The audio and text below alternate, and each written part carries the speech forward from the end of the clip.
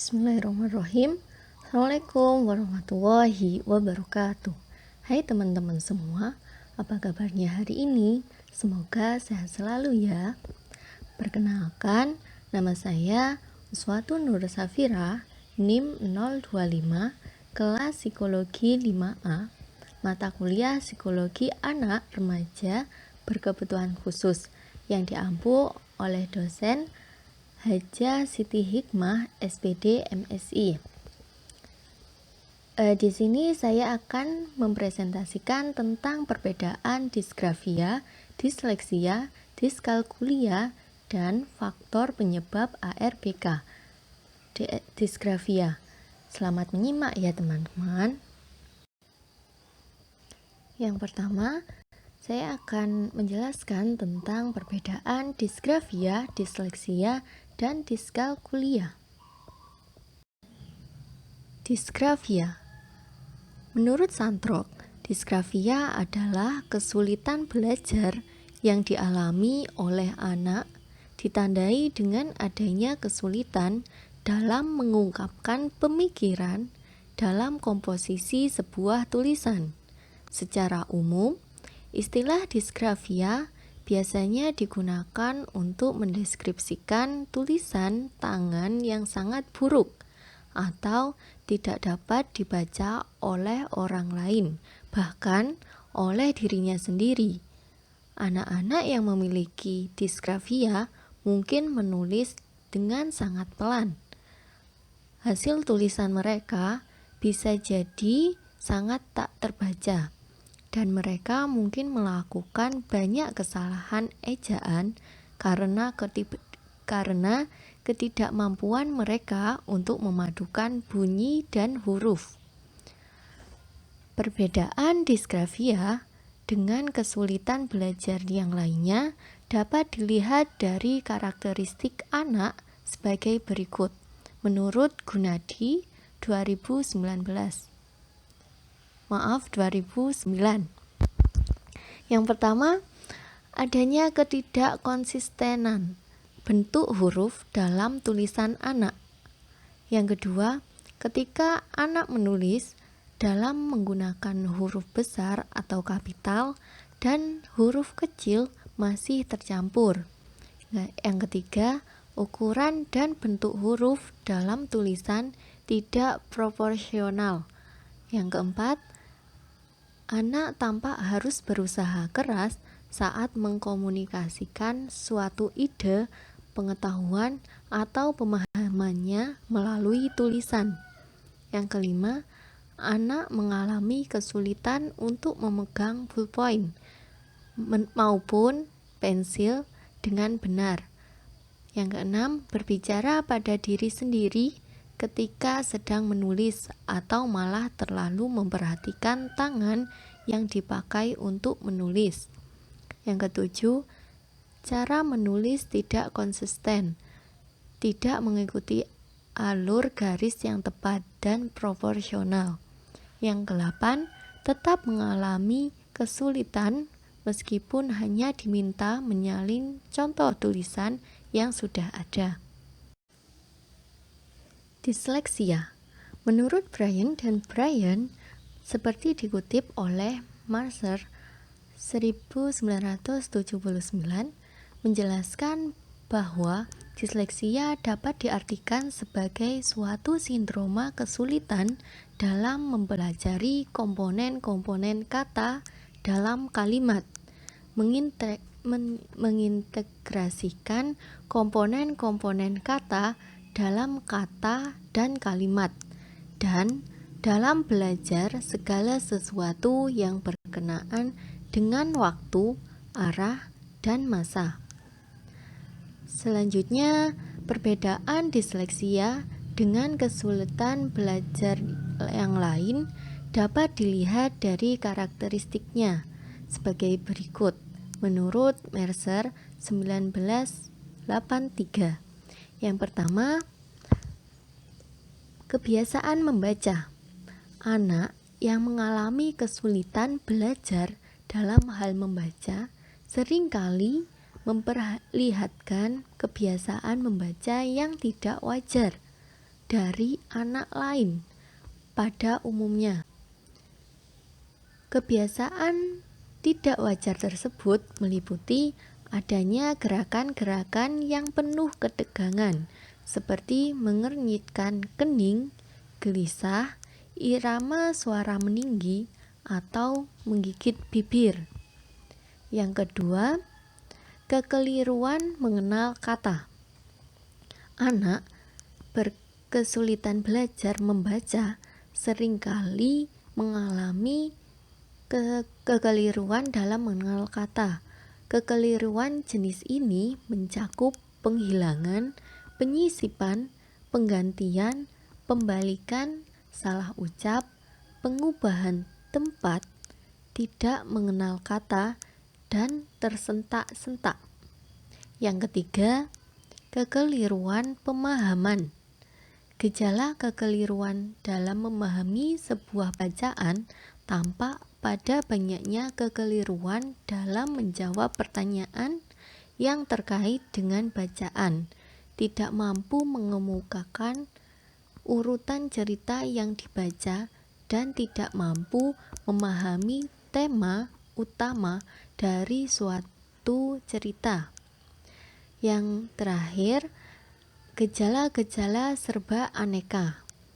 Gejala serba aneka tampak seperti membaca kata demi kata, membaca dengan penuh ketegangan dan nada tinggi, dan membaca dengan penekanan yang tidak tepat. Diskalkulia. Diagnostic and Statistical Manual of Mental Disorder mengungkapkan bahwa gangguan matematika atau diskalkulia adalah salah satu gangguan belajar. Perbedaan antara diskalkulia dengan kesulitan belajar yang lainnya dapat dilihat dari karakteristik sebagai berikut menurut Lerner 1981. Yang pertama, gangguan hubungan keruangan. Adanya kondisi ekstrinsik dari beberapa lingkungan sosial yang tidak menunjang terselenggaranya komunikasi, dan kondisi intrinsik yang diduga karena disfungsi otak dapat menyebabkan anak mengalami gangguan memahami konsep-konsep hubungan keruangan, dan yang dapat mengganggu pemahaman anak tentang sistem bilangan atau penggaris, dan mungkin anak juga tidak tahu bahwa angka 3 lebih dekat ke angka 4. Konsep dasar tersebut adalah 1. Konsep keruangan, 2. Konsep waktu, 3. Konsep kuantitas, 4. Konsep serba aneka atau miscellaneous. Selanjutnya, yang kedua, abnormalitas persepsi visual. Anak berkebutuhan belajar anak berkesulitan belajar matematika sering mengalami kesulitan untuk melihat berbagai objek dalam hubungannya dengan kelompok atau set. Kesulitan semacam ini merupakan salah satu gejala adanya abnormalitas persepsi visual. Anak yang mengalami keabnormalitas persepsi visual akan mengalami kesulitan bila mereka diminta untuk menjumlahkan dua kelompok benda yang masing-masing terdiri dari 5 dan 4 anggota. Anak semacam ini mungkin akan menghitung satu persatu anggota tiap kelompok dahulu sebelum menjumlahkannya. Yang ketiga, asosiasi visual motor. Anak berkesulitan belajar matematika sering tidak dapat menghitung benda-benda secara berurutan sambil menyebutkan bilangannya. Anak semacam ini dapat memberikan kesan mereka hanya menghafal bilangan tanpa memahami maknanya. Yang keempat, perseverasi. Ada anak yang perhatiannya melekat pada suatu objek saja dalam jangka waktu yang relatif lama. Gangguan perhatian semacam itu disebut perseverasi.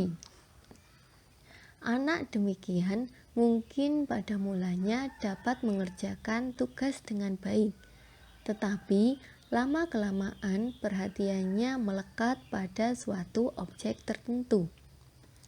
Yang kelima, kesulitan mengenal dan memahami simbol. Anak berkesulitan belajar matematika sering mengalami kesulitan dalam mengenal dan menggunakan simbol-simbol matematika. Kesulitan semacam ini dapat disebabkan oleh adanya gangguan memori, tetapi juga dapat disebabkan oleh adanya gangguan persepsi visual. Yang keenam, gangguan penghayatan tubuh. Anak berkesulitan matematika sering memperlihatkan adanya gangguan penghayatan tubuh atau body image. Anak demikian merasa sulit untuk memahami hubungan bagian-bagian dari tubuh sendiri. Jika anak diminta untuk menggambar utuh misalnya, mereka akan menggambarkan dengan bagian-bagian tubuh pada posisi yang salah. Yang ketujuh, kesulitan dalam bahasa dan membaca. Matematika sendiri pada hakikatnya adalah simbolis.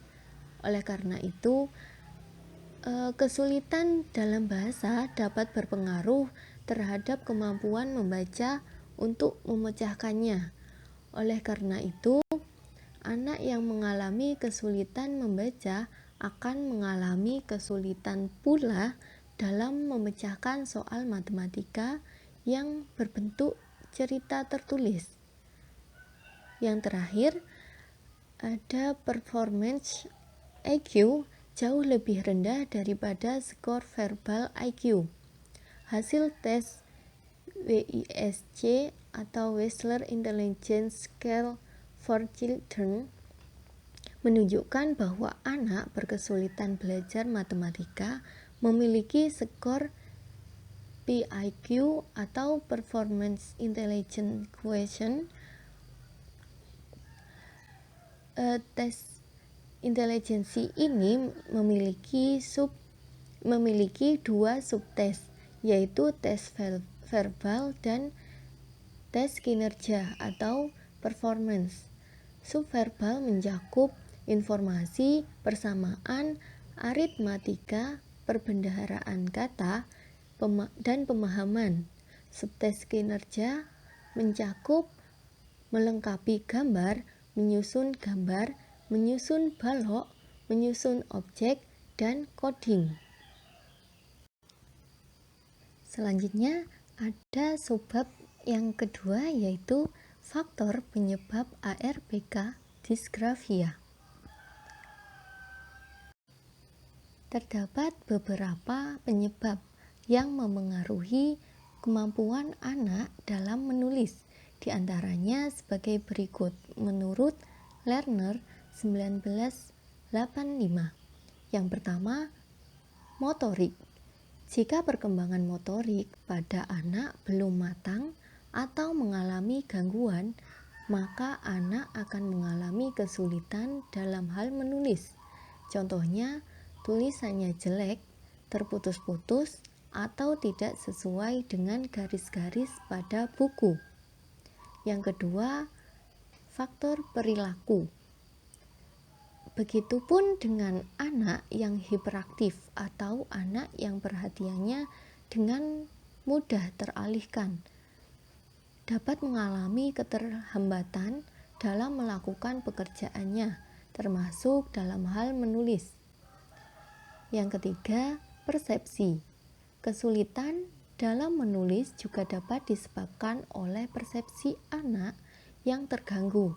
Dalam hal ini, persepsi dapat dibagi menjadi dua segi, yaitu persepsi visual yang terganggu dan persepsi auditorisnya yang terganggu. Jika persepsi visual anak terganggu, maka akan mengalami kesulitan dalam membedakan bentuk-bentuk huruf yang hampir sama. Misalnya D dengan B, P dengan Q, H dengan N, atau M dengan W. Sedangkan jika persepsi auditoris anak terganggu, maka anak akan mengalami kesulitan dalam menulis kata-kata yang diucapkan oleh gurunya. Yang keempat, memori. Gangguan memori dapat menyebabkan anak mengalami kesulitan dalam hal menulis, karena anak tidak mampu mengingat apa yang seharusnya ia tulis. Dalam hal ini dapat dibedakan menjadi dua, yaitu gangguan yang berhubungan dengan ingatan visual dan memori auditori. Jika anak memiliki gangguan yang berhubungan dengan ingatan visual, maka anak akan mengalami kesulitan untuk mengingat huruf dan kata.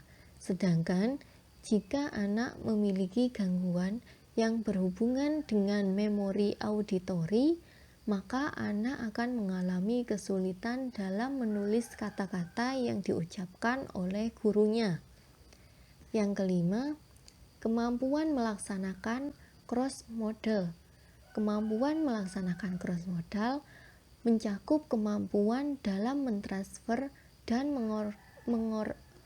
mengorganisasikan dari fungsi sosial ke fungsi motorik. Ketidakmampuan anak dalam bidang ini dapat menyebabkan anak mengalami gangguan dalam koordinasi antara mata dengan tangan, sehingga tulisan anak menjadi tidak jelas, putus-putus, dan tidak sesuai dengan garis pada bukunya. Yang keenam, penggunaan tangan yang dominan. Jika tangan kiri anak lebih dominan atau biasa disebut dengan kidal, maka seringkali tulisan anak menjadi terbalik-balik dan kertas yang dipakai untuk menulis menjadi kotor. Yang terakhir, kemampuan memahami instruksi. Ketidakmampuan anak dalam memahami instruksi yang diberikan oleh guru dapat menyebabkan anak seringkali salah dalam menulis kata-kata yang sesuai dengan apa yang diperintahkan oleh guru. Berdasarkan hasil penelitian yang dilakukan oleh Ulfiani Rahman, Zulkifli F. dan Muhammad Hashim pada tahun 2014 mengidentifikasi kesulitan belajar pada siswa kelas 3 MI Madani Alauddin Pao. Dari hasil observasi dan identifikasi, ada beberapa siswa yang mengalami kesulitan belajar sebagaimana pengamatan yang telah dilakukan, akan tetapi pengamatan terfokus kepada salah satu siswa yang memiliki kesulitan belajar yang mencakup membaca, menulis, menghitung sekaligus. Dari seluruh siswa di kelas tersebut, hanya satu orang siswa yang memiliki kesulitan belajar yang mencakup ketiga masalah kesulitan belajar tersebut. Poin yang terakhir yaitu tentang unity of science pada anak berkesulitan belajar. Belajar merupakan syariat Islam yang menjadi kewajiban bagi seluruh umat Islam. Melalui firman Allah Subhanahu wa Ta'ala, hal tersebut selaras dengan ayat yang pertama kali turun, yaitu surat Al-Alaq surat ke-96 ayat 1-5 yang berbunyi, A'udzubillahi minasyaitonirrajim, Bismillahirrahmanirrahim. Iqra bismi rabbikal ladzi khalaq. Khalaqal insana min 'alaq. Iqra wa rabbukal akram. Alladzi 'allama bil qalam. 'Allamal insana ma lam ya'lam. Shadaqallahul azim. Yang artinya, bacalah dengan menyebut nama Tuhanmu yang menciptakan. Dia telah menciptakan manusia dari segumpal darah. Bacalah, dan Tuhanmu lah yang Maha Pemurah, yang mengajar manusia dengan perantaran kalam. Dia mengajar kepada manusia apa yang tidak diketahuinya. Sekian presentasi dari saya. Mohon maaf jika ada salah kata. Terima kasih banyak. Jika ada pertanyaan untuk saya, bisa menyampaikannya pada jam perkuliahan. Wassalamualaikum warahmatullahi wabarakatuh.